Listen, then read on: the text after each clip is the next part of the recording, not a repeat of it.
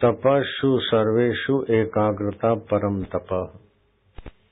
और एकाग्रता सरलता से कैसे पाई जाए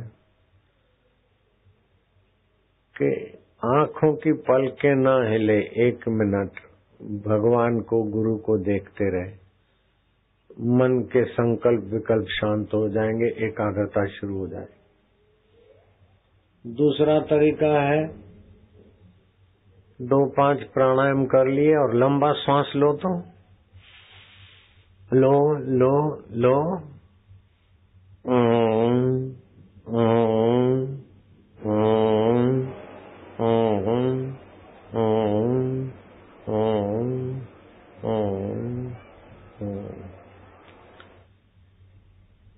दूसरी बार करो, लंबा श्वास लो,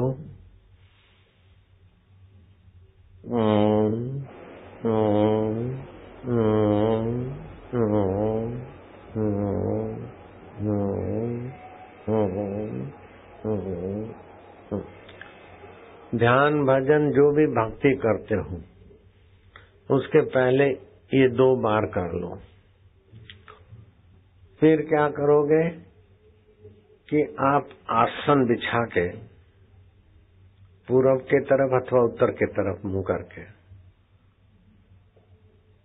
ओमकार लिखा अथवा स्वास्तिक बनाया, उसके बीच में बिंदी कर दी अथवा गुरु मूर्ति, गुरु नेत्र आपके नेत्र सीधी लाइन में हो अथवा गुरु का शिव नेत्र भ्रू मध्य और आपका बराबर की सीधाई में हो, और उनको देखते हुए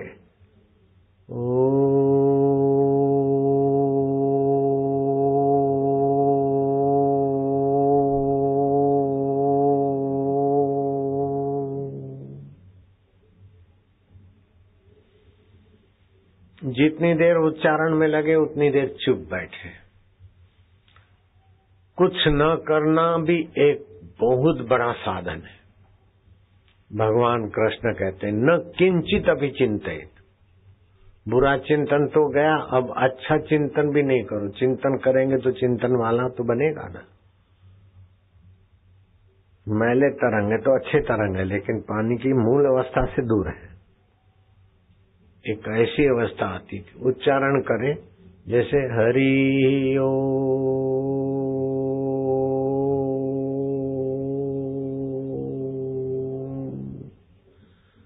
तो हरिओम का ह और आखिरी का म, उसके बीच संकल्प विकल्प नहीं होगा, मन की चंचलता नहीं होगी। ऐसा 15 मिनट रोज करे, अगर सुबह शाम करे तो अच्छा है, दोपहर को भी करे, जल्दी ईश्वर प्राप्ति करनी हो तो बहुत तगड़ा परिवर्तन होगा।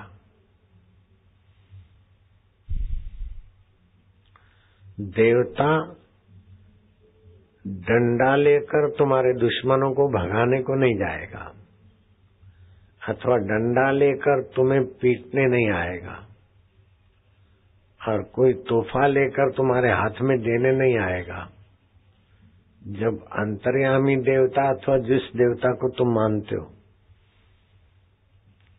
तो तुम्हारी बुद्धि में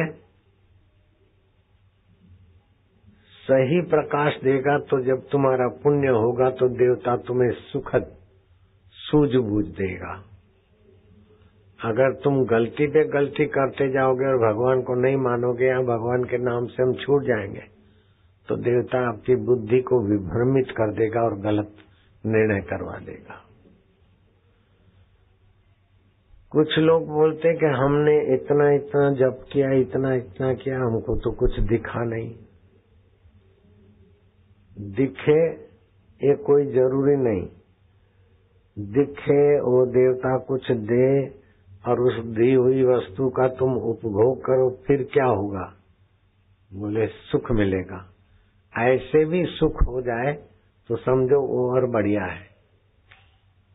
मैंने ध्यान किया और देवता आया और मेरी मन चाही चीज मिली, वो मन चाही चीज मैंने भोगी और मेरे को मिला सुख, तो भोग संबंधी सुख हुआ ना, शुद्ध सुख नहीं हुआ। लेकिन कुछ नहीं चाहिए देवता से, भगवान से, तो उनका प्रेम स्वभाव जो हमारे आत्म स्वभाव से मिलता है वो प्रकट होगा। कुछ लोग ऐसी बड़ी भारी गलती, बाबा आशीर्वाद कर दो, बाबा आशीर्वाद कर दो, आशीर्वाद दे दो। संतों के आशीर्वाद में बल होता है, आशीर्वाद अच्छी चीज है, लेकिन जो सात्विक भगत है, सज्जन है, उनका तो आशीर्वाद लो। आत्म साक्षात्कारी महापुरुष को बोलो साक्षात आशीर्वाद दो, आशीर्वाद दो, तो तुम घाटे में रह जाते हो। उनकी निगाहों से, उनकी वाणी से, उनकी उपस्थिति से, उनको छूकर आने वाली हवा से ही जो सात्विक शांति आनंद आशीर्वाद बरस रहा है,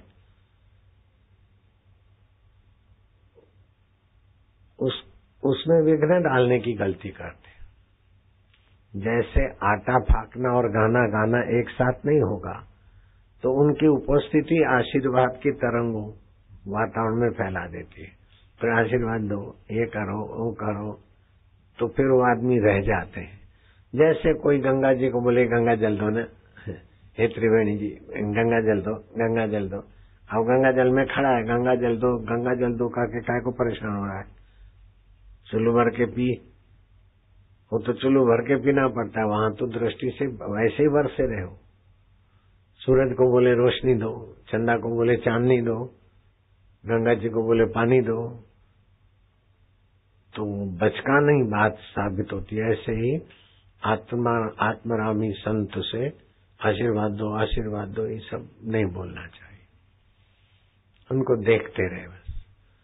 मेरा सत्संग था अमेरिका के शिकागो में, बड़े हॉल में।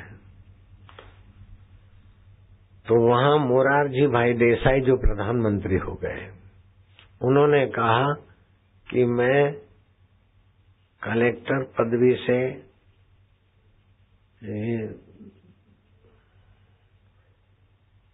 फाइनेंस मिनिस्टर पद से होते होते प्राइम मिनिस्टर पद पर पहुंचा हूं, लेकिन मुझे वो शांति का अनुभव नहीं मिलता, वो सुख का और प्रेम रस का नहीं अनुभव मिलता जो रमन महर्षि के चरणों में चुपचाप बैठा रहता और संत को देखता था।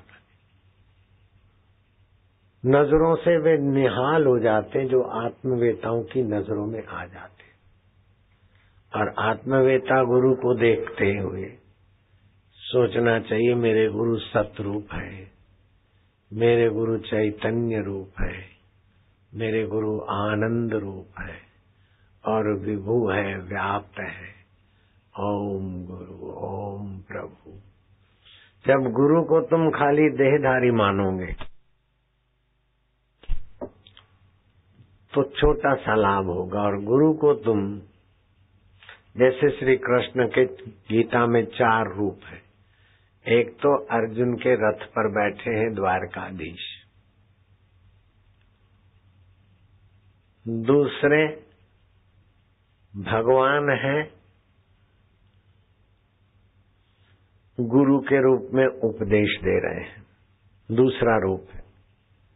एक तो सारथी होकर घोड़े गाड़ी संभाल रहे हैं, द्वारकाधीश आए, दूसरा उपदेश दे रहे हैं तो गुरु रूप में, और तीसरा रूप भगवान का है ब्रह्मा आदि देवताओं के नियामक है, और चौथा भगवान का रूप है अनंत ब्रह्मांडों में व्याप्त रहे। दिखते तो इतने से, लेकिन ये चिदाकाश महाकाश से एकाकार हो गया है। तो गीता में भगवान के 4 रूपों का वर्णन आता, द्वारकाधीश, फिर उपदेश देते तो गुरु रूप, ब्रह्मादि देवताओं के नियंता ईश्वर रूप, और सब का अंतरात्मा बनकर बैठे तो ब्रह्म स्वरूप। भगवान को बुलाना नहीं है, भगवान के पास जाना नहीं है, भगवान को बनाना नहीं है,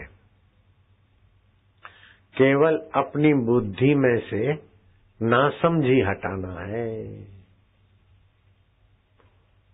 हमारे और भगवान के बीच जो नासमझी है, जैसे आकाश में कोहरा छा गया तो सूर्य दिखता नहीं, सूर्य बनाना नहीं है, सूर्य के पास जाना नहीं है, यहाँ कोहरा है, लेकिन कुछ ऐसी जगह है उस जगह सूर्य साफ दिखता है। तो कोहरा सूरज को नहीं ढकता है, हमारी आंखों की योग्यता को ढकता है। ऐसे ही अज्ञान जो है ना, वो भगवान को नहीं ढकता है, हमारी बुद्धि में छाया हुआ है। इसलिए भगवान का भान नहीं होता। तो एक तो भगवान के अस्तित्व का ज्ञान नहीं है, उसको बोलते अस्त्वापादक आवरण, और दूसरा भगवान की अनुभूति नहीं है, उसको बोलते अभानापादक आवरण। तो अस्त्वापादक आवरण भगवान तत्व का सत्संग सुनने से बुद्धि में से भगवान है कि नहीं, कैसे है, कहाँ है, ये सारी शंकाएं निकल जाती। सत्संग सुनते सुनते बुद्धि ऊंची बन जाती है अस्त्वापादक आवरण मिटने से। और अभानापादक आवरण जब मिटता है तो भगवान का व्यापक ब्रह्म सुख हमारे अंतःकरण में एकाकार होता है। उसको बोलते ब्राह्मी स्थिति। ब्राह्मी स्थिति प्राप्त कर कार्य रहे ना शेष, मोह कभी ना ठग सके इच्छा नहीं लवलेश।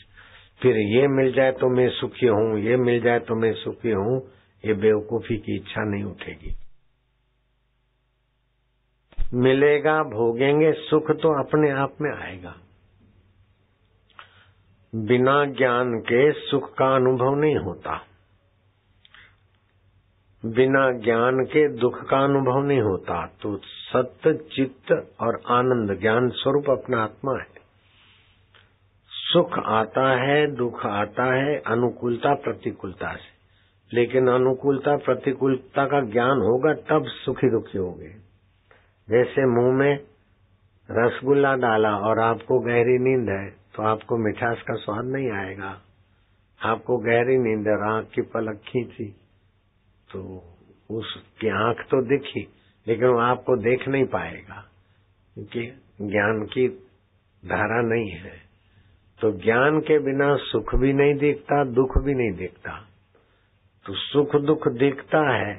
सुख दुख जो होता है वो वृत्ति में होता है, मन में होता है, लेकिन अज्ञान के कारण हम समझते हैं हम दुखी हैं, हम सुखी हैं।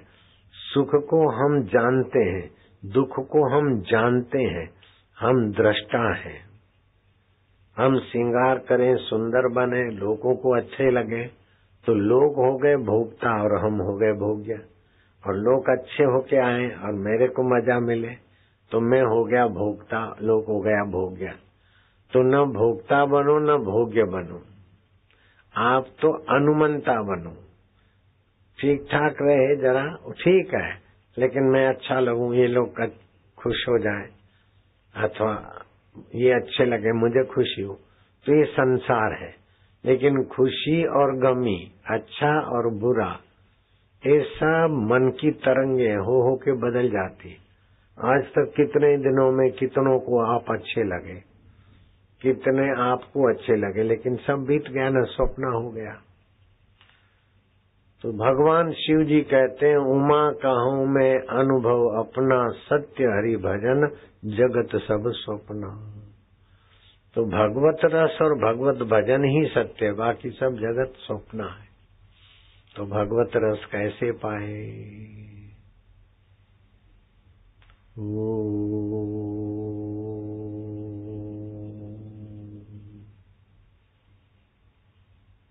भगवान चैतन्य रूप है, रस स्वरूप है, आनंद रूप है, मन ही मन। ये होठों से जप करते जाओ ओम ओम। अभी मैं प्रतिज्ञा कराता हूँ, इस ध्यान योग की बहुत लाभ होगा, घर में करना। आप बोलना सब। अथ ओमकार मंत्र गायत्री छंद परमात्मा ऋषि अंतर्यामी देवता अंतर्यामी प्रीति अर्थे परमात्मा प्राप्ति अर्थे जपे विनियोग।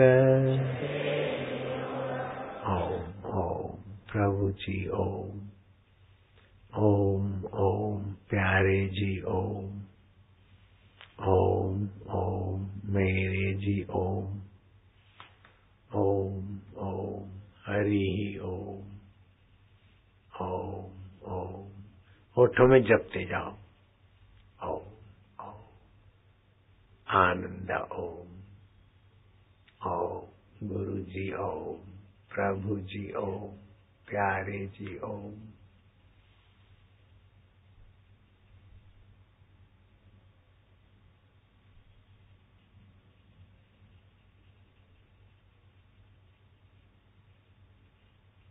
दो तीन मिनट जपना है खूब प्यार से, तो अभानापादक आवरण कम होता जाएगा। जैसे तुम्हारे हमारे बीच एक कपड़ा है, तो अब मैं आपको नहीं दिखता हूँ, आप मेरे को नहीं दिखते। इस कपड़े में से तंतु निकालते जाएं तो फिर कुछ कुछ दिखेंगे। जितने ज्यादा तंतु निकले उतने ज्यादा साफ दिखोगे, और सब तंतु हट गए तो रूबरू।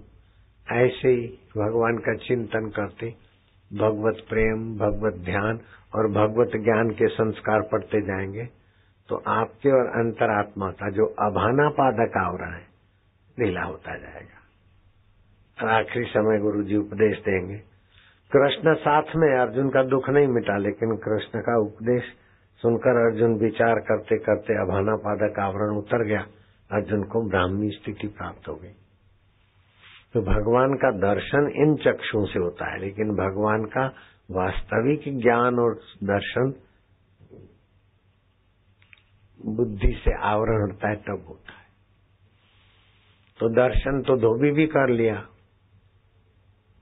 दुर्योधन भी दर्शन करता था, शकुनी भी करता था, लेकिन उनका कपट नहीं मिटा, अर्जुन का भय नहीं मिटा। लेकिन भगवान तत्व का साक्षात्कार हुआ तो अर्जुन पूर्ण पुरुष हो गए। ओम ओम। अब होठों से जपना बंद करो, अब हृदय से जपते जाओ।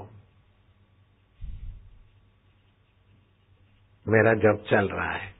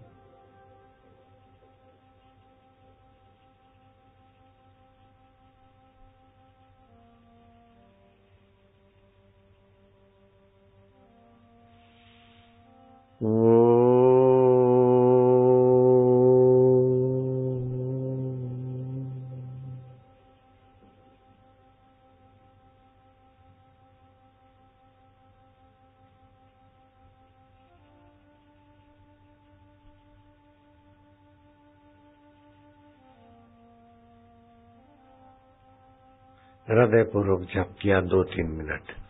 अब क्या करेंगे?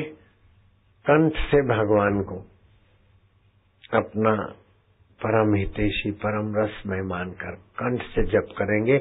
ये साधना श्री कृष्ण ने यशोदा मैया को सिखाई थी।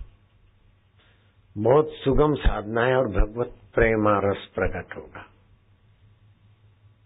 नीरस व्यक्ति अपराधी होता है, नीरस व्यक्ति गुनाहगारी काम करता है।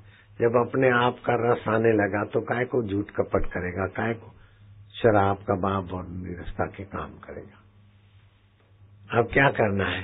भगवान मेरे, मैं भगवान का हूँ और भगवान ओम स्वरूप आत्म रूप में है। कृष्ण यशोदा को कहते, यशोदा कृष्ण बोलते यशोदा जी बोलते यशोदा। भगवान को यश देने वाली बुद्धि का नाम यशोदा है। और बुद्धि को जानने वाला अंतरात्मा कृष्ण है। कृष्ण और यशोदा अभी तुम्हारे साथ है, होने दो उस लाला का रसमय साधन मैया के साथ। बुद्धि मैया है और लाला लाला ही है। तुम्हारी बुद्धि मैया है और तुम्हारा आत्मा लाला है, लाला है। माना हुई आत्मदेव। बड़ा प्रेम प्रकट होगा। मनमानी साधना कोई 12 साल करे, लेकिन ये 12 हफ्ता अगर एक एक घंटा दिन में निकालते हैं तो 12 साल वाले से आगे पहुंच जाएगा।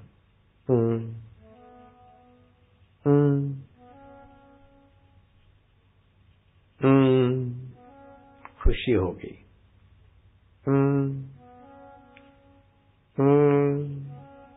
प्रीति उभरेगी। आनंद आएगा। रस उभर रहा है। अच्छा लग रहा है ना। जैसे बच्चा माँ को बोलते हैं मैया, बेबू, मैया, ऐसे ही यशोदा और कृष्ण उस ब्रह्म परमात्मा में, आकृति तो 2 है, यशोदा माँ और श्री कृष्ण पुत्र, लेकिन माँ और पुत्र की आकृति हटा दो तो दोनों में एक रस जो ब्रह्म परमात्मा का सुख है वो प्रकट होता है।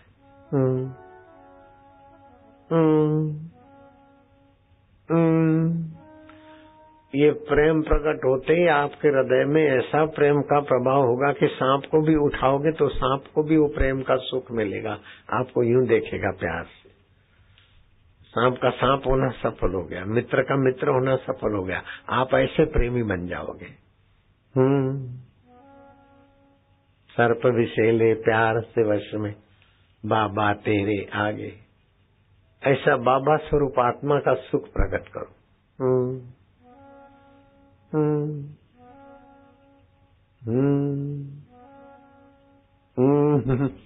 हंसी आती जाएगी।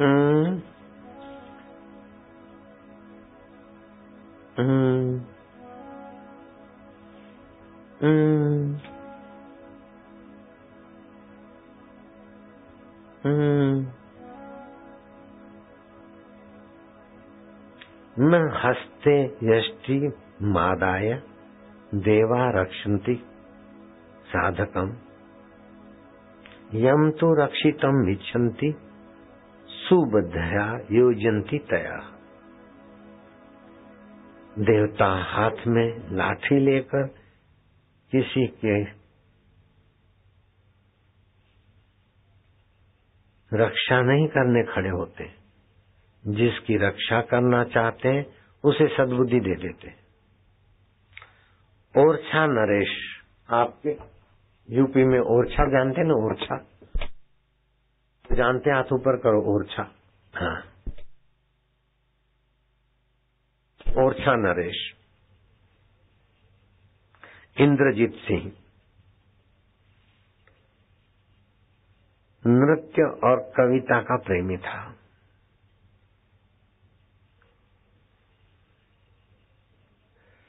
कवित्री प्रवीण राय जो गुरु केशवदास की शिष्या थी, उसके गान और नृत्य इतने तो आकर्षक थे कि अकबर उस पर फिदा हो गया। अकबर की काम वासना उसके प्रति जग गई और उसने कवित्री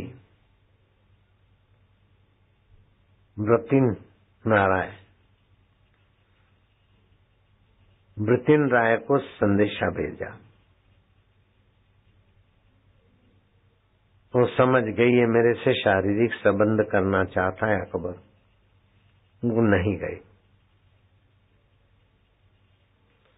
अकबर को गुस्सा चढ़ा कि मेरे जैसा सम्राट एक नर्तकी को बुलाए और नहीं आए, वो क्या समझती है। पुलिस और फौज भेजकर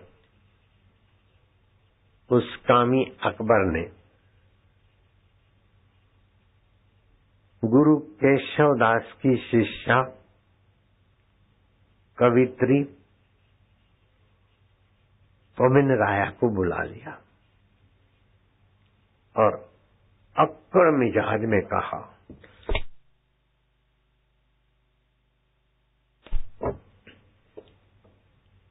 कि तुझे पता नहीं कि तुझे किसने आमंत्रण दिया था और किसके बुलावे को तूने ठुकरा दिया है। इसकी सजा क्या होती है तुझे पता ही नहीं। अब उनकी नकल मैं नहीं कर पाऊंगा, आप समझ लेना, आदि आदि आदि आदि जो मिला ना। तब उस कवित्री का भगवत भक्ति जो थी, गुरु की कृपा जो थी, उसने कवित्री को साथ दिया। उसने तुरंत ये दोहा बोला, विनती राय प्रवीण की, सुनिए शाह सुजान। शाह बड़े आदमी हो, सुजान अच्छे बुद्धिमान हो। अहंकारी को वश करने के लिए उसकी सराहना आवश्यक होती और गुरु को खुश करने के लिए अपनी श्रद्धा आवश्यक होती। विनती राय प्रवीण को, सुनिए शाह सुजान। जूठी पात्र में खात है बारी वायस स्वान। जूठी पत्तल में वो ही खाते, जूठी पत्तल वो ही चाटते, या तो कौवा, या तो कुत्ता, या तो पागल। अकबर को सुना दिया, मैं कोई कुंवारी कन्या तो हूं नहीं, मैं हूं नर्तकी, आप हो शाह सुजान बुद्धिमान, तो मैं तो जूठी पत्तल हूं। जूठी पत्तल कौन खाता है? जूठी पात्र, जूठी पात्र वाछत है बारी वायस सुजान स्वान, अर्थात कुत्ता, कौवा और पागल जूठी पत्तल चाटता है। आप तो बुद्धिमान हैं। अकबर का सिर झुक गया, बोला ऐसे बाइज्जत ले जाओ, अपने स्थान पर छोड़ के आओ। उसके अंतरात्मा देवता ने नर्तकी की रक्षा कर ली कि नहीं की? कामांध व्यक्ति और इतना पावर था उसके पास, लेकिन भगवत आश्रय बुद्धि अंतर्यामी देवता क्या प्रेरणा करके कैसे कैसे चुंगल से बचा देता है। विनती राय प्रवीण को, सुनिए शाह सुजान। जूठी पत्थर खात है वारी व्यास स्वान। अर्थात मैं तो नर्तकी हूं, झूठी हूं किसी पुरुष की हुई, फिर आप जैसे सुजान के आगे मैं कैसे आऊं? इसलिए मैं नहीं आई थी।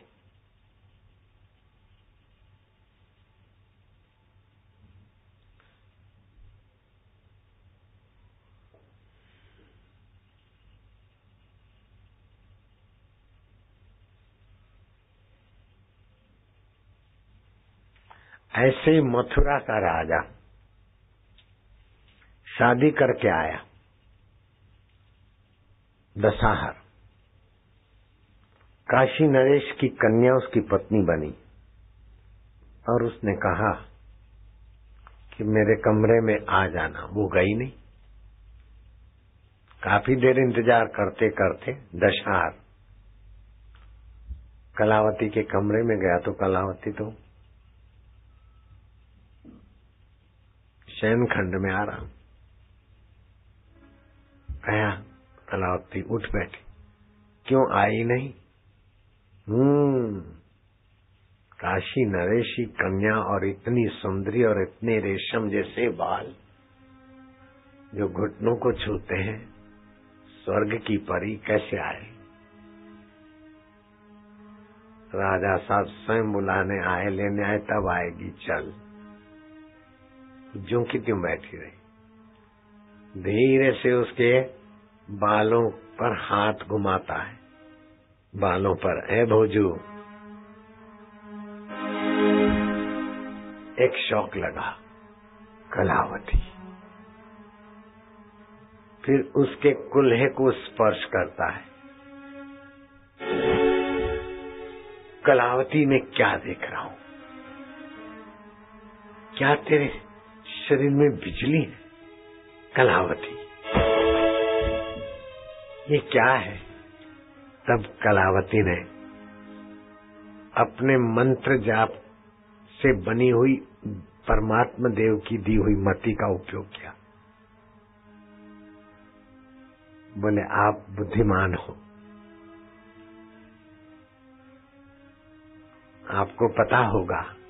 अंदर से जानती थी महामूर्ख है, लेकिन महामूर्ख को महामूर्ख कहना भी महामूर्खता है।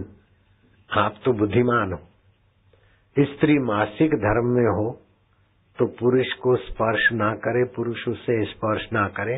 अगर करते हैं तो दोनों का तेज बल ओज नाश होता है।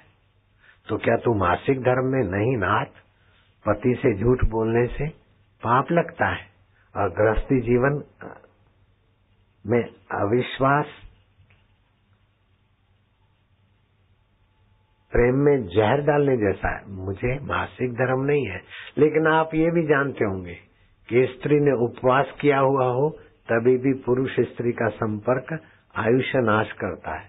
तो क्या तूने उपवास किया है? नहीं नाथ, मैं उपवास किया होता तो मैं आपको बता देती। मैंने उपवास नहीं किया, लेकिन मैं आपको सिद्धांत की बात बताती हूँ, आप जानते होंगे। लेकिन स्त्री जब बीमार हो तभी भी पुरुष के संपर्क में उसे नहीं आना चाहिए। तो क्या तू बीमार है? नहीं नहीं, मैं बीमार भी नहीं हूँ, लेकिन मैं ये सत्संग की बात आपको बताती हूँ। आप बुद्धिमान है, आप सब जानते होंगे। स्त्री की रुचि ना हो तभी भी पुरुष को ज्यादा आग्रह नहीं करना चाहिए। उससे भी कुछ संतोषजनक परिणाम नहीं आता। तो क्या तेरी रुचि? कि हाँ नाथ, मेरी रुचि इसलिए नहीं होती कि आप विवाह के पहले अपने दोस्तों के साथ मद्यपान करके वैश्याओं के साथ न करने जैसा कृत्य किए हैं। कलावती, नाथ, इससे भी मार्मिक बात दूसरी सुनने की हिम्मत करिए। किसी दोस्त को पता ना चले, मंगनी के बाद विवाह के कुछ दिन पहले वैश्या के साथ आपने मद्यपान भी किया और न करने जैसे कर्म भी किए। कलावती, ये तो मेरे किसी मित्र को पता नहीं, तुझे कैसे पता चला? नाथ, मनुष्य कोई भी कर्म करता है, किसी को पता ना चले, फिर भी उसका अंतरात्मा तो जानता है। तो उसका अंतरात्मा, सभी का अंतरात्मा एक है। जो जो अपने अंतरात्मा में एकाकार होते और मन का अनुसंधान करते, वो अपने पत्नी की, पति की, शिष्य की, स्नेह की ये बात जान जाते। कलावती, मैं तुझे स्पर्श करता हूँ और ऐसा बिजली का करंट जैसा लगता है। मैंने गुरुजी से मंत्र लिया है, इसलिए मेरी आत्मिक ऊर्जा जागृत हुई है। और आपने मद्यपान और वैश्या का स्पर्श किया तो आपकी आत्मिक ऊर्जा नहीं के बराबर हो गई है। और दूसरा, मैं कुछ नहीं कहूंगी, मैं इतनी प्रार्थना करूंगी कि आप यमुना पार गर्गाचार्य जी महाराज का आश्रम है, उनके शरण में चलिए और उनसे दीक्षा लीजिए। मुझे तो दुर्वासा गुरु ने दीक्षा दी थी, वो अभी मिल नहीं पाएंगे। मैं जरूर चलता हूँ कलावती, तूने मेरी आंखें खोल दी। इतनी सारी शक्ति तेरे में, इतनी आदि देविक शक्तियां नाथ सभी में छुपी है। गर्गाचार्य ने कहा फलाने दिन सुबह को आना। दोनों गए। गर्गाचार्य ने उसे मंत्र दिया, दशहर तू मेरे सामने बैठकर जप। जो जो दशहर मंत्र जपता है त्यों त्यों उसके शरीर से लाखों लाखों काले कौवे निकल निकल के नष्ट हो रहे हैं। आप ध्यान से सुन रहे हैं, ध्यान देना। लाखों लाखों काले कौवे शरीर से निकले, ये अलंकारिक भाषा है। जब आदमी तमस कर्म करता है, शराब कबाब दुराचार, तो उसके शरीर की ओरा काले रंग की हो जाती। आप पानी का एक गिलास होठ पर रखिए, घूंट भरी न भरी वापस करिए तो लाखों बैक्टीरिया, लाखों जीवाणु गिलास को चिपक जाएंगे। तो आपके शरीर से तामसी ओरा तो काले कौवे, राजसी ओरा तो अमुक रंग, तामसी सात्विक तो ये वो निकलते रहते। तो काले कौवे अर्थात तो कुसंस्कारों की तरंगे निकलती थी, कुसंस्कारों की सूक्ष्म तरंगे निकल रही, वो काले कौवे अलंकारिक भाषा। जो जो जप करता है व्यक्ति त्यों त्यों तमोगुण रजोगुण के कुसंस्कार निकलते जाते, सात्विक अंश बढ़ता जाता है और उसमें आत्मदेवता की सुरक्षा और सद्प्रेरणा मिलती जाती। और काले कर्म करते करते आदमी का विपरीत मति हो जाती, तो वो ही देव की जैसे लाइट है, शीतल जल भी देती है और उखलता पानी भी देती है, और अंधेरे में रोशनी भी देती है, और तुम्हारी जीवन रक्षा करने में लाइट का बड़ा योगदान है। और वही लाइट उग्र रूप धारण करे तो करंट मार के तुम्हें मार भी देती। ऐसे ही वो आत्मदेव के अनुरूप होते हो भक्ति ध्यान आदि से, तो आप उन्नत हो जाते हो। और प्रतिकूल होते हो तो कुकर्म करते हुए अंधेरी कोठरी में जा गिरते हो, बार बार जन्म और बार बार मरना।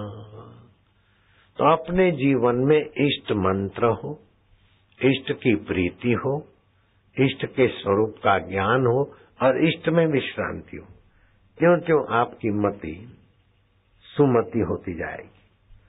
7 प्रकार से बुद्धि नष्ट होती है, कुमति बनती। एक तो तुच्छ कामनाएं, ज्यों ज्यों कामनाएं बढ़ती है त्यों त्यों मति मंदी होती। दूसरा अतृप्ति, ये मिल जाए इससे सुख लूं उससे सुख लूं, इससे मति मारी जाती। तीसरा किसी वस्तु में व्यक्ति में राग बढ़ता है तो मति मारी जाती, द्वेष बढ़ता है तो मति मारी जाती, स्पृहा बढ़ती तो मति मारी जाती, भय में भी मति मारी जाती। एक्सीडेंट होता है, भय में आदमी गलतियां कर देता है, झूठ बोलता जाता है, और क्रोध में भी मति मारी जाती। तो क्रोध, भय, स्पृहा, उद्वेग, मैं राग बोल गया गलती से, उद्वेग और राग, अतृप्ति और काम, ये 7 बातें जब हों तब कोई निर्णय सच्चा नहीं मानना चाहिए। काम विकार में आकर, अतृप्ति में आकर, राग में आकर, उद्वेग में आकर, स्पृहा, भय और क्रोध में आकर जो निर्णय करोगे वो आपके लिए हानिकारक होगा। इसीलिए कुछ भी करो ओम नारायण नारायण नारायण नारायण नारायण। मदन मोहन मालवीय जी और उनकी माँ की कथा मैंने कई बार कही, आप लोगों ने सुनी भी होगी। तो जब भी कुछ करो तो भगवान का सुमरण करके मति को शुद्ध रखो। इन 7 दोषों से मति को निवृत्त करो। तो रात्रि को सोते समय भगवान में मति को विश्रांति दिलाओ। सुबह उठते समय मति को भगवान में सराबोर करो। और काम करते करते बीच बीच में इन 7 गड़बड़ों के सिवाय की मति हो तब निर्णय करो। आपका जीवन निर्दुख होने लगेगा। दुख आएगा, आप दुख के भोगी नहीं बनोगे। संसार के सुख से दुख को मिटाने की गलती नहीं करोगे। दुखी आदमी का दुख तब तक रहता है जब संसार के सुख से वो दुख को मिटाना चाहता है। वो एक दुख से दूसरे दुख को भोगता रहेगा।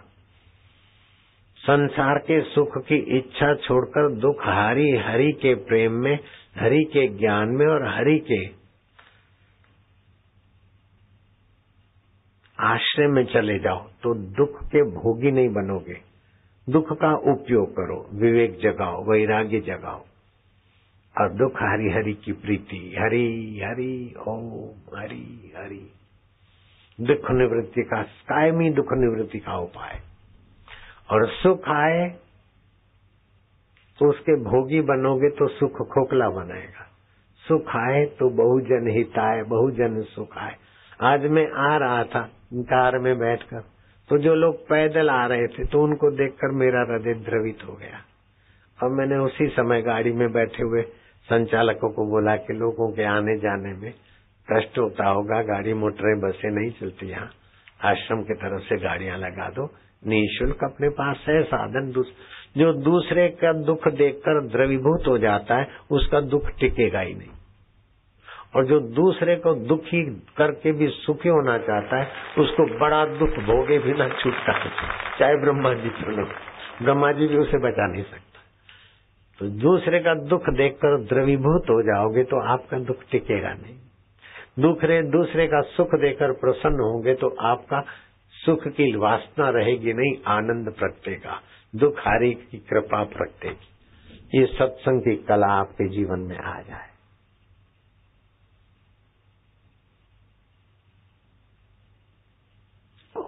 ओ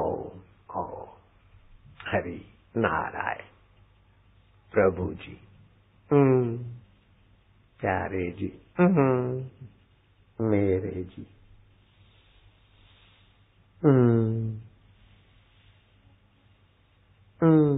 विनती राय प्रवीण को सुनिए शाह सुजान, जूठी पात्र में खाट है, बारी वायस स्वान, मतलब पागल कौवा कुत्ता। जूठी पत्थर। लज्जित हो गया अकबर, बोले इसको आदर से छोड़ के आओ। कवित्री प्रवीणा राय शिष्या थी केशवदास की, ओरछा नरेश के इंद्रजीत सिंह के सामने वो नृत्य आदि करती। और इंद्रजीत छोटा राजा था, अकबर बड़ा था, प्रभावशाली था, लेकिन काम विकार प्रभावशाली को भी नक्कटा बना देता है।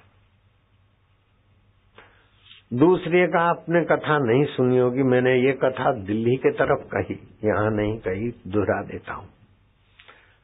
अकबर ने मेला की योजना की। उसमें केवल स्त्रियां ही जा सकती, पुरुष को प्रवेश नहीं। वो मेला युवतियां आए, न बुर्खा पहने न दुपट्टा पहने,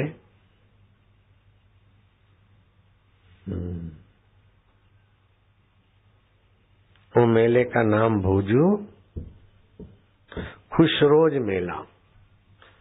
महिलाओं को स्वतंत्रता दे रहा हूं, वास्तव में कुछ नियत और थी।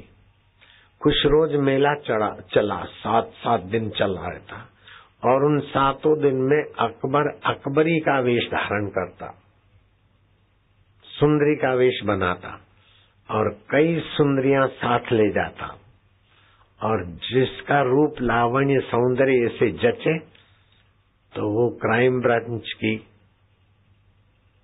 पीएसआई हो अथवा सीआईडी विभाग की कोई महिला हो या कोई अधिकारी हो, महिलाओं के रूप में जाते और अकबर को जो वासना पूर्ति के लिए आकर्षित हो जाए जिसके प्रति अकबर इशारा कर दे और 2-4 माइयां उसके पीछे लग जाती, नाम पता एड्रेस और मित्रता करके अकबर के महल में पहुंचाना उनकी ड्यूटी थी। महाराणा प्रताप के भाई शक्ति सिंह की बेटी, उसका नाम था किरण।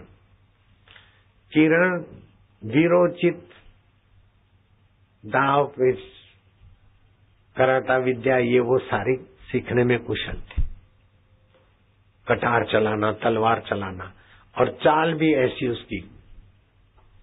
और खुशरोज मेला में तो दुपट्टा सब माया माया है तो घूंघट भी किससे करना, सहज में जा रही थी। और मिसिस अकबरी खुद ही अकबर था, अब वो अकबर नहीं बना। सलवार कुर्ता जाली का, रूप का नहीं जाए नखरे वाली का, ऐसे अकबर था। समझ गए आप? सुंदरी के रूप में भी अकबर उसमें घुसता था और उसके दूसरे अनुचर और दूसरी चमचियां भी, वैश्यावृत्ति की या नर्तकियां ये वो। तो जिधर को अकबर इशारा करता, एक मुखिया उसके पीछे लगती और 2-5 महिलाएं लगती, उसको अकबर के महल में पहुंचाने की ड्यूटी थी। जब महाराणा प्रताप के भाई शक्ति सिंह की बेटी किरण पर उसकी नजर फिसली, इशारा करा कि इसको तो किसी भी हालत में ठीक जगह पहुंचाना है, लग गई। ये लंबे विस्तार से मैं बात नहीं कहूंगा। आखिर अकबर के महल में रात्रि को उसको पहुंचा दिया गया। अकबर ने अपना असली परिचय दिया कि फलाने समय पर खुशरोज मेला में मैं ऐसा रूप बदलकर तेरे जैसी चिड़ियाओं को देखने आता हूँ, और फिर ऐसी ऐसी मैंने जाल बिछाया और चिड़िया मेरे पास आती। तुझे पाने के लिए मैंने, तेरे जैसियों को पाने के लिए मैंने खुशरोज मेला रखा है। घूंट शराब का पिया हुआ और काम वासना में फिसला हुआ व्यक्ति बिना पूछे बड़बड़ा गया। किरण समझ गई कि तेरे की ये खुशरोज मेला मनचाही सुंदरियों को काम वासना की तृप्ति पूर्ति के लिए रखा गया है। मन में वो समझ गई, अब तो छत्राणी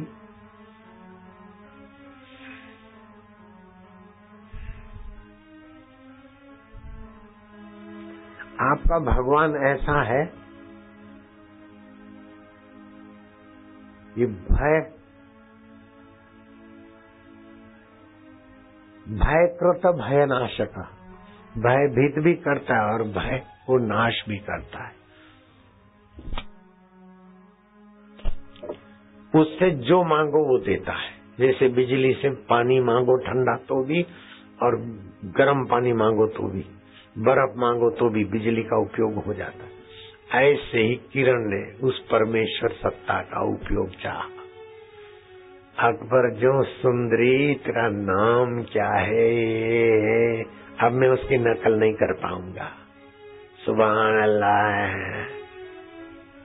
उसके पवित्र अंग को छुए उसके पहले जैसे शेरनी हाथी पर लपट पड़ती है, ऐसे अकबर को उस वीरोचित कराटे विद्या से यूं घुमा के पटक दिया और अकबर के छाती पर जा बैठी और अपने पैरों से अकबर की भुजाएं कोनियां दबा दी और कटार निकाली। बोल, क्या चाहता है?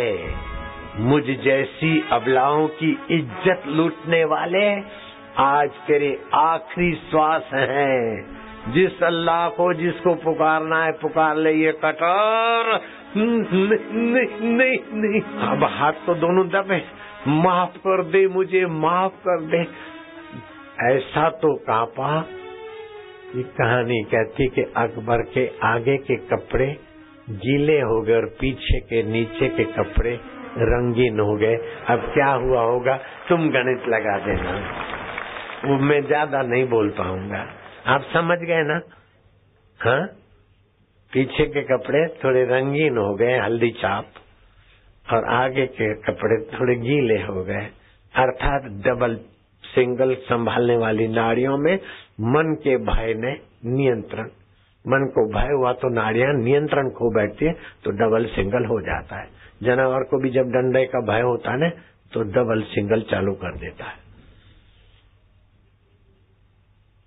अकबर के मुंह पे थूकती हुई छलांग मार के अपनी कटार अपने रक्षोर चली गई। खुशरोज मेला मैं अब नहीं करूंगा, अल्लाह की कसम खाकर वचन देता हूं, ये बोला तब उसने उसको छोड़ा। 16 वर्ष की किरण की कैसी सूझबूझ रही होगी और उसको प्रेरणा देने वाला उसका संयम, उसका सदाचार और भारतीय संस्कृति, हिंदुस्तान का सात्विक ज्ञान। विदेश कल्चर का कचरा होता उसके दिमाग में तो सोचती कि अरे अकबर शहंशाह की मैं प्यारी बन जाऊं, मुझे ये मिल जाएगा वो मिल जाएगा। नहीं, किरण ऐसे हलकट विचार वाली बॉयकट बनकर मजा लेने वाली वृत्ति वाली नहीं थी। अपना संयम सदाचार से संपन्न होकर परमात्मा के मार्ग में जाने वाली थी। तो विदेश की जो बॉयकट है ऐसा हल्का सोचती है, भगवान उनको भी सद्बुद्धि दे। और किरण जैसी कन्या अगर देश में थोड़ी प्रकट हो जाए तो फिर तो महाराज मजा आ जाए, मजा आ जाए। कहाँ तो सम्राट का महल और कहाँ अकेली एक अबला। अबला, अरे तू काहे की अबला है बेटी? परम सबल परमात्मा का ओज तेज तुझ में है, उसकी प्रेरणा पाकर तो उद्यमी, साहसी और पराक्रमी बन। भारत की देवी, भारत की लाली बिटिया, कन्या। नारायण कौन तेरी बाहर से कोई भी कितनी भी रक्षा करे फिर भी तो अब तो दीपो भव, अपनी रक्षक आप बनने वाली ऐसी देवियां बनो। बाहर की रक्षा जो तुम्हें चाहिए मिलती रहेगी, लेकिन God helps those who helps themselves. भगवान उसी को मदद करता है जो अपने आप को मदद करता है।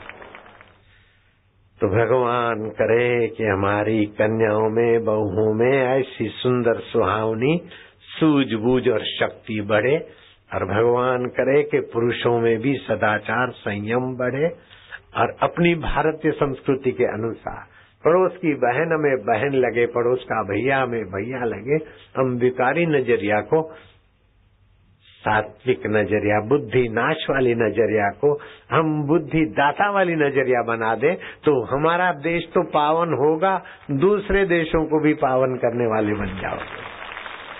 ओम नमो भगवते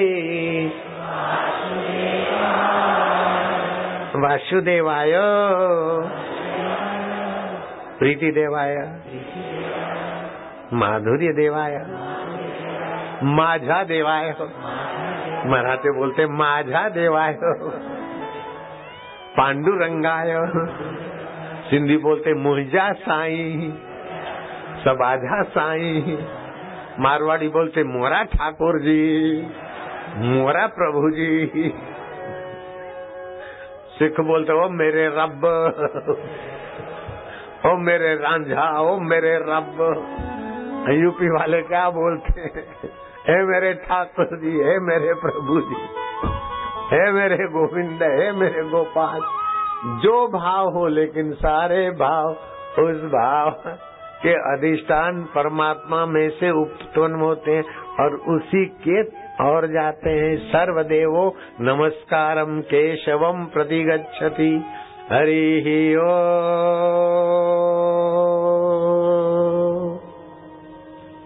हरि ओम।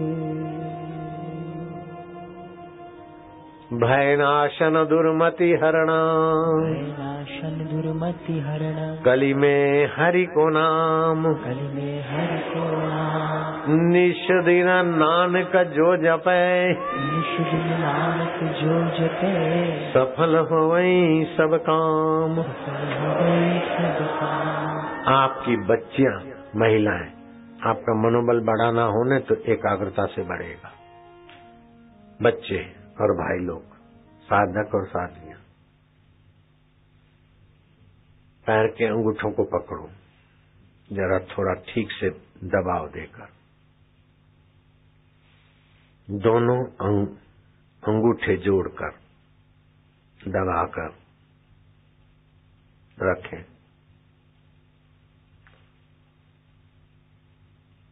और नाखूनों पर नजर शांत करें। थोड़ी देर में मन के संकल्प विकल्प कम हो जाएंगे। जितने संकल्प विकल्प कम, उतना मन एकाग्र और प्रभावशाली। आंखों की पलकें न गिरे, 1 मिनट तक आकाश को, देवता को, गुरु को, पेड़ पौधे को, तुलसी को देखते रहो। मन एकाग्र होने लगेगा।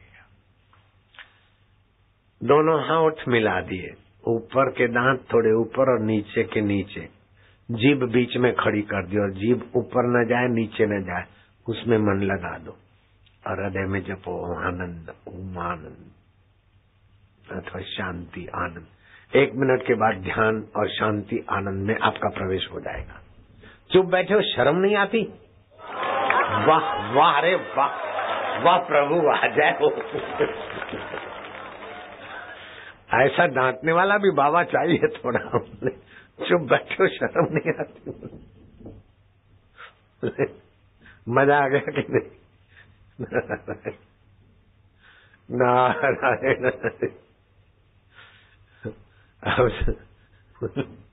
मजा तो आती है मुझे। अपना तो कैसा लग रहा है?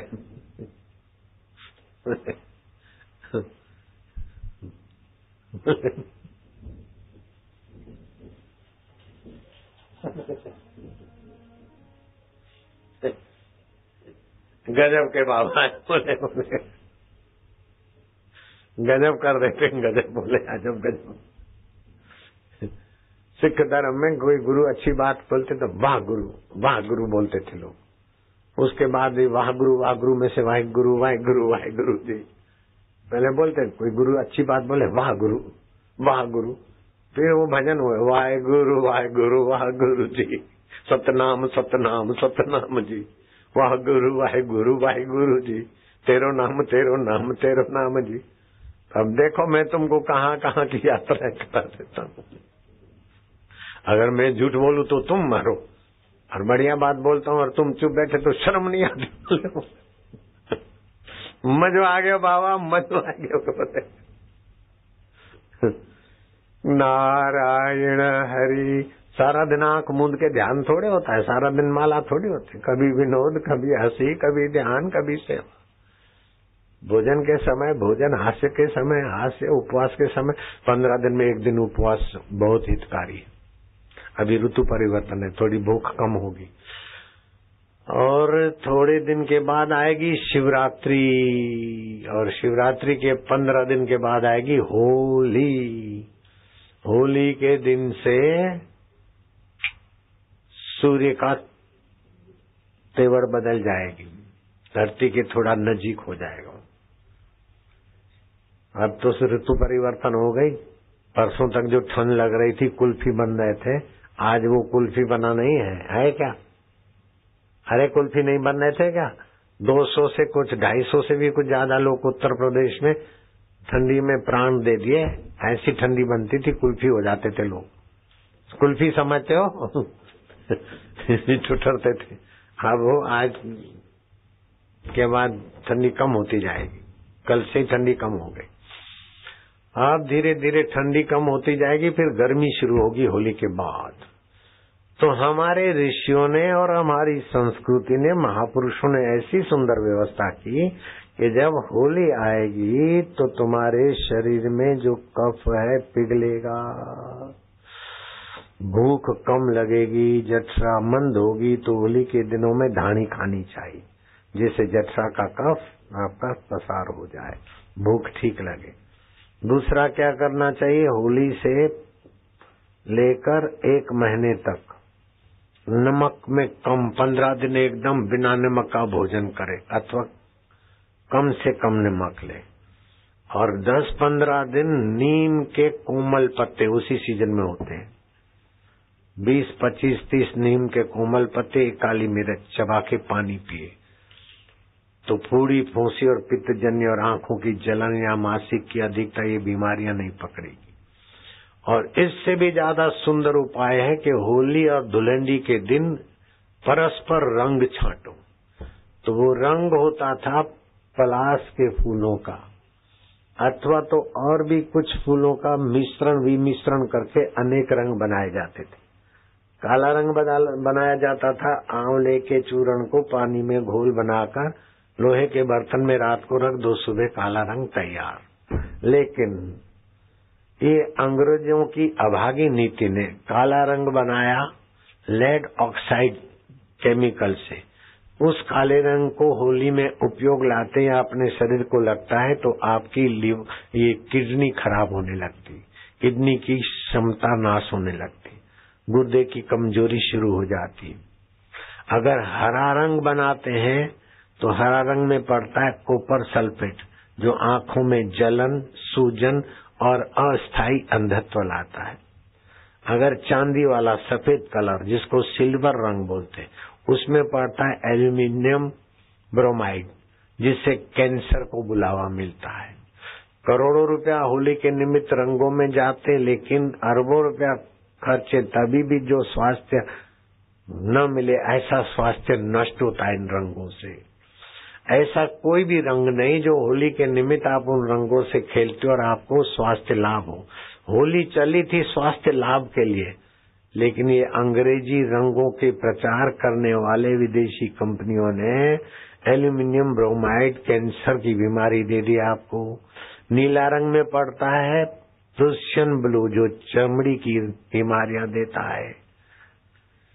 लाल रंग में पड़ता है मर्क्यूरिक सल्फेट, जो त्वचा को कैंसर देता है। और बैंगनी रंग में पड़ता है क्रोमियम आयोडाइड, जो अस्थमा, एलर्जी, दम्मा और एलर्जी की बीमारी देता है। कोई भी रंग होली में जो बाजारू रंग है, उसी रंग से होली खेलो तो पैसे तो गए, जिसको रंग लगे और जो रंग लगावे उसको कोई न कोई रंग का कुछ न कुछ देर सवेर कुप्रभाव भोगना पड़े।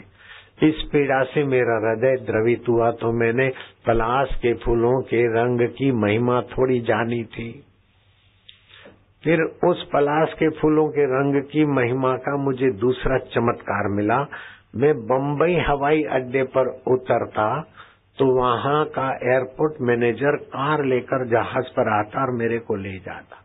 दूसरे जहाज में जाना है तो वहां बैठाने के लिए अपनी कार में अंदर मुझे चल के न जाना पड़े, बैठाने ले जाता। मेरा जहाज लेट है तो उसको सिग्नल जल्दी दिलाता, और जिस जहाज में जाना है उस जहाज को जरा रुकवा देता। ऐसी साहसिक सेवा एक बार नहीं कई बार उसने की। तो मैंने पूछा कि तुम्हारा हमारा परिचय नहीं है और तुम इतनी सेवा करते हो। बोले बाबा, मेरे पिता को स्किन एलर्जी थी, अनिद्रा थी, पित्त था, हाजमा ठीक नहीं था, सारी दवाएं फेल हो गई। किसी ने बताया कि बापू पलाश के फूलों का रंग छाटते, जो त्वचा पर पड़ने से सप्त रंग और सप्त धातुओं का संतुलन करता है और रोगों को मिटाने की उसमें दिव्य शक्तियां भरी है। और बापूजी भगवान नाम और गंगा जल और ये करके रंग छाटते, लोग रोते हुए जाते, हंसते हुए आते। तो मैंने अपने पिताजी को किसी मित्रों के साथ भेजा, और हमारे पिताजी को स्किन एलर्जी तो गई, अनिद्रा भी गई, भूख भी अच्छी लगती। हमारे पिता की जिंदगी जिस बाबा ने दिया, उस बाबा की सेवा तो हमको करनी चाहिए नहीं। मैंने कहा, अरे पलाश के फूल, तेरी इतनी महिमा तो, और यश मुझे मिल रहा है। फिर मैंने पलाश के फूलों की होली को विस्तार किया। सूरत आश्रम में 1 लाख 2 लाख 3 लाख 4 लाख आदमी आए और कहाँ से कितना बैठेंगे, और सब लोग इतना किराया खर्च के आए, वो भी अच्छा नहीं लगता है। तो फिर मैंने 1 जगह के बदले 2 जगह 3 जगह 4 जगह, इस बार हमने शिवरात्रि से होली के रंग का प्रारंभ किया। 9-10 जगह पर हमने होली के कार्यक्रम दिए। फिर भी कई लोग पलाश के फूलों के रंग के प्रभाव से बच गए, तो हमने छोटे छोटे पैकेट बनवाए और 5 रुपए में सूखे पलाश के फूलों का टूटा फूटा पाउडर, और रात को भिगा दो, सुबह एक दूसरे को छांटो। तब भी कुछ लोग बच गए, तो हमने 12,000 किलो पलाश के फूल एकत्रित करवाए। आदिवासियों को रोजी मिल गई और पलाश के फूलों का शरबत बनाया। और जहाँ सत्संग होता था अप्रैल और मई महीने में, तो मैं लोगों को शरबत, पहले 1-1 गिलास शरबत पी ले चालू सत्संग में बीच में। तो मैं पहले बोलता था, जब मैं सत्संग में आता तो आप मेरी बात मानोगे? बोले हाँ। नहीं माना तो? बोले मानेंगे। मानोगे? बोले हाँ। माइयों के तरफ जाता, बात मानोगी? बोले हाँ। तो मैं बोलता था, जो भी तुम्हारे पास रुपया पैसा गहना गांठा है निकालो, दे दो। और भाइयों को बोलता, जेब खाली करो। तो देखते रहते हैं, मैं क्या बात मानोगे? बोले हाँ मानेंगे। तो ये मत दो, रुपया पैसा नहीं चाहिए, गहने गांठे नहीं चाहिए, जल्दी जल्दी शरबत का 1-1 गिलास दो, पी के दिखाओ। तो उनको मजा भी आता। अब आपको मैं पलाश के फूलों का शरबत अब नहीं पिला सकूंगा, सीजन नहीं, ये खत्म भी हो गया होगा। इन पलाश के फूलों के रंग से होली खेलना, नहीं तो आप अपने घर में ऋषि प्रसाद 2010 का, उसमें पेज नंबर शायद 10-11 होगा, अपने घर में कैसे रंग बनाए, ऐसे रंग बनाकर एक दूसरे को होली के दिन में छांटो। जैसे सूखा हरा रंग बनाना है तो त्वचा के लिए हितकारी होता है। मेहंदी का पाउडर आटा मिश्रण करो, सूखा रंग तैयार। भूरा रंग बनाना है, बालों के लिए लाभदायक है। मेहंदी में आंवले के पाउडर को मिलाओ, भूरा रंग तैयार। केमिकल की हानि से बच जाओगे। अच्छा, सूखा पीला रंग बनाना है तो त्वचा के लिए हितकारी है। अमलदास के गुद्दा, फूल और हल्दी का पाउडर मिलाओ, बेसन मिलाओ, आटे में मिश्रण करो, एक दूसरे के मुंह पे मलो, निखार भी आएगा और उन गंदे रंगों से बच जाओगे। लाल रंग बनाना है तो लाल चंदन या गुड़हल के फूलों का चूर्ण। काला रंग बनाना है तो आंवले का चूर्ण लोहे के बर्तन में पानी में भिगा के रख दो। विस्तृत जानकारी लेनी हो तो 2010 पृष्ठ नंबर 10 में ऋषि प्रसाद में लिखा है। तो आप होली खेलें तो पलाश के फूलों से खेलें अथवा ऐसा बना के खेलें। केमिकल के रंगों से होली न तुम खेलो न दूसरे की खेली हुई होली का रंग अपने त्वचा को लगने दो। जिनको सर्दी हो जाती है तो गोली ले लेते हैं, बोले सर्दी ठीक हो गई। सर्दी ठीक तो दिखती है लेकिन मुसीबत छुप गई। सर्दी कफ बना, गोली ले गए, वो कफ सूख गया। कफ के छोटे छोटे कण अब शरीर में घूम रहे। जहाँ नस नाड़ी कमजोर हुई वहाँ इकट्ठे होंगे, बाईपास सर्जरी करानी पड़ेगी। ट्यूमर हो गया, ऑपरेशन कराना पड़ेगा। हार्ट अटैक हुआ, ब्रेन ट्यूमर हुआ। सर्दी हो तो अंग्रेजी गोली 1000 रुपया ऊपर से दे तब भी मत लो। दाएं नाक से सांस लो कस के, 1.25 मिनट तक रोको, मन में रम रम जपो और बाहें से निकाल दो। 3 से 5 बार ऐसा करो। 1-2 दिन में सर्दी की जड़ें सदा के लिए उखड़ के चली जाएगी। ट्यूमर नहीं होगा, कैंसर नहीं होगा, बाईपास सर्जरी नहीं करना पड़ेगा, हार्ट अटैक की संभावना कम हो जाएगी। अगर गर्मी लगती है, आंखें जलती है, मासिक अधिक आता है अथवा बार बार आता है, स्त्री संबंधी कोई भी तकलीफ हो गर्मी के कारण, तो बाहें नाक से सांस लिया, शांति शांति जप करा, हाई बीपी भी कंट्रोल हो जाएगी। दाएं से छोड़ दिया, ऐसा 2-3 बार करो और 2-3 दिन करो, बस गर्मी का प्रकोप चला जाएगा। अथवा आंवले का पाउडर और मिश्री संभाग लेकर 10 ग्राम उसका पाउडर और 1 चुटकी हल्दी डाल के घोल बना के सुबह पियो। मासिक धर्म की तकलीफें और गर्मी संबंधी तकलीफें चली जाएगी।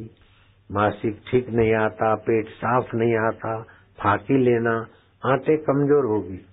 सुबह तुलसी के 7 पत्ते चबा लो, 4 गिलास पानी पी लो, ज्यादा ठंडा है तो थोड़ा गुनगुना मिला दो, 1.25 लीटर पानी पियो और घूमो तो स्त्री संबंधी बीमारी 8 दिन में छू, कब्जियत संबंधी बीमारी 8-10 दिन में छू। प्रतिदिन खाली पेट पानी पीना ही चाहिए। मैं अभी भी पीता हूँ, मुझे कोई तकलीफ बीमारी नहीं है, लेकिन स्वास्थ्य के लिए पानी सुबह खाली निराने पेट पीना है, पीता हूँ।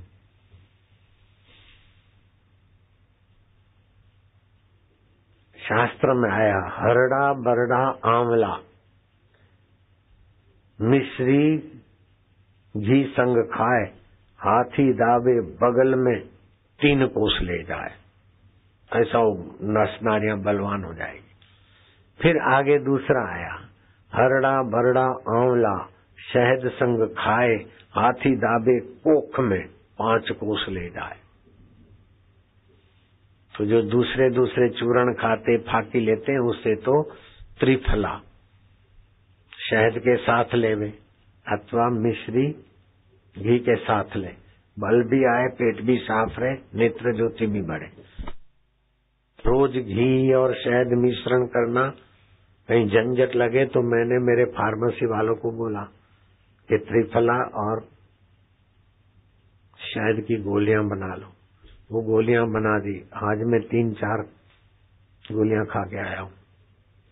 टॉनिक की टॉनिक, लाली की लाली, वो यहाँ भी आ गई डब्बियां शायद, शहद की गोलियां, हाँ शक्ति वाली आ गई, चाहिए तो लेना। डॉक्टर बोलते हैं पेट में बच्चा कमजोर है, गर्भपात करा लो, ये करा लो, अथवा पेट चीर के ऑपरेशन कराओ, कभी उसके चक्कर में मत आओ। गाय के गोबर का रस ले लो 10 मिलीग्राम दे दो, प्रसूति की संभावना वाले आराम से प्रसूति होगी। नहीं तो ओम झंभला झंभला जप करो, आराम से प्रसूति होगी। पेट चिराना ऑपरेशन, बच्चा कमजोर है, माँ कमजोर है, खतरा है, डराते हैं, फिर दवा लिख के पैसे कमाने। 1 गिलास दूध ले लो, 1 गिलास पानी डाल दो, 1-2 चम्मच जितना खा सके घी डाल दो, पानी उबाल के सोख लो, बाकी का दूध पिलाओ। गर्भिणी का बच्चा तेजस्वी और माँ भी रुष्ट पुष्ट। नारियल और मिश्री चबा के खाया करे। अष्टमी को नारियल खाने से बुद्धि मंद हो जाती, बाकी के दिन नारियल मिश्री चबा के खाने से भी बच्चा और माँ रुष्ट पुष्ट रहते। सूर्य नारायण के किरणों में स्नान करो तो रक्त के कण लाल बनते हैं, कमजोरियां दूर होती है, डी विटामिन और भी आरोग्य की शक्ति बढ़ती। सूर्य किरण में स्नान करना, उसमें क्या खर्चा है। मैं तो आज भी सूर्य किरणों में नहाकर बाद में इधर आया। रोज सूर्य स्नान करता हूँ। और गर्म पानी से नहीं नहाना चाहिए, बहुत ठंड लगती है तो ठंड मिटे ऐसा पानी, लेकिन गर्म पानी शरीर को सुख नहीं देता, स्वास्थ्य नहीं देता, थोड़ा बहुत ठंडा होना चाहिए। और माघ मास में 25 जनवरी से लेकर, आज 15 हो गई ना, 25 जनवरी से लेकर 27 फरवरी तक माघ मास। माघ मास में धरती पर की सभी नदियां, जलाशय, सारा जल गंगा तुल्य होता है। माघ मास में सूर्योदय से पहले स्नान करने वाले को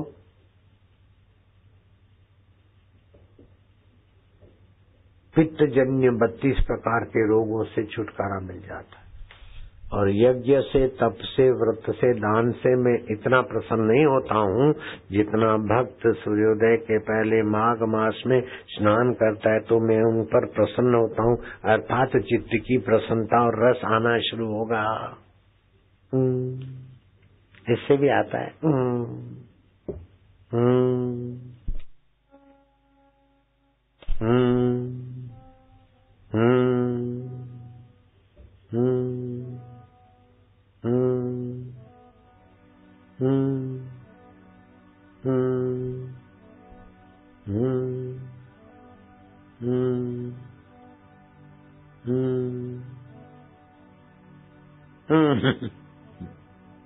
अच्छा लगता है ना?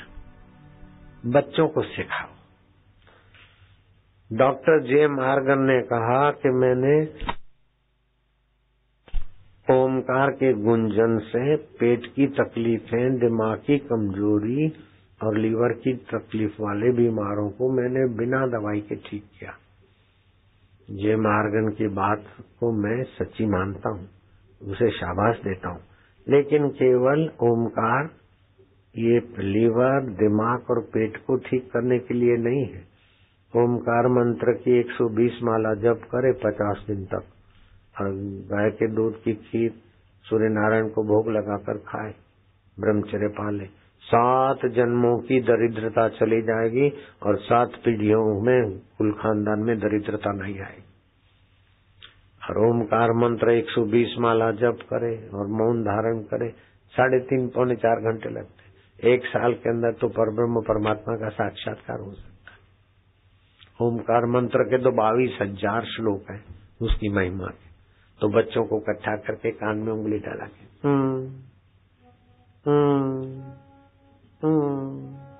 इससे याद शक्ति बच्चों की बढ़ेगी और अच्छे होंगे, रसमय बच्चे होंगे। नीरस बच्चे, नीरस जवान ही पान मसाले से रस लेंगे। नीरसता होती तब सिगरेट का रस चाहते, नीरसता होती तब चैनल बदलते। अब आप लोगों को जो कल नहीं थे वे और जो आज आए वे और कल आए थे वे सब बैठे बैठे 3 पुस्तक, मातृ पितृ पूजन कैसे हो, सर्वधर्म समान कैसे, और तीसरी पुस्तक जीवन विकास या जो भी है, झोला पुस्तक वाले तुम्हारे बीच आएंगे। 3 पुस्तक ऐसे लपेटी होगी और 20 गोलियां होगी।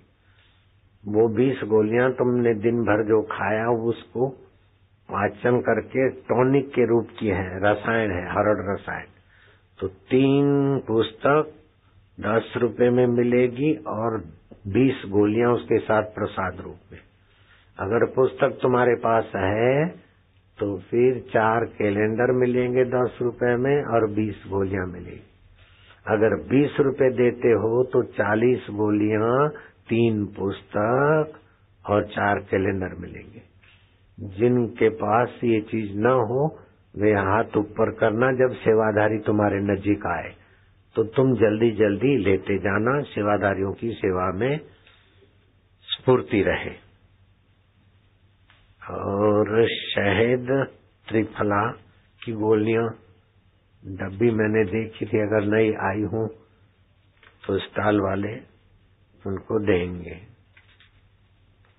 अगर ज्यादा स्टॉक मिल जाए तो सबको बैठे बैठे, जैसे रेलगाड़ी की गोलियां फेंकता हूं उसकी अपेक्षा बैठे बैठे वो गोलियां मिले।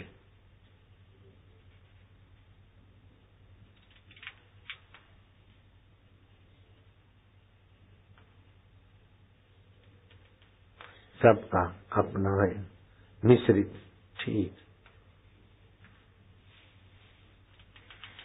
अवश्य देखा, अवश्य अवश्य।